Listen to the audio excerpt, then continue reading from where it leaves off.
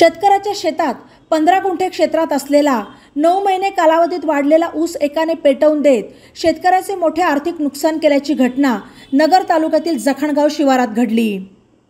याबाबत मनीषा जालिंदर नरवडे राहणार टाकळी खातगाव तालुका नगर यांनी नगर तालुका पोलीस ठाण्यात गुरुवारी 6 जूनला सायंकाळी फिर्याद दिली। फिर्यादी यांच्या मालकीचे जखणगाव शिवारात शेत आहे। या शेतात 15 गुंठ्यात लावलेला आणि 9 महिन्यांची वाढ झालेला ऊस संदीप आबासाहेब पानसरे याने 1 जूनला दुपारी 1:30च्या सुमारास पेटवून देऊन सुमारे 18,200 रुपयांचे नुकसान केल्याचे फिर्यादीत म्हटले आहे। या फिर्यादीवरून पोलिसांनी आरोपी पानसरे याच्या विरुद्ध भारतीय दंडविधान कलम 435 प्रमाणे गुन्हा दाखल केला। ई नवा मराठा यूट्यूब चॅनलला सबस्क्राइब करा आणि बेल आयकॉनवर प्रेस करा।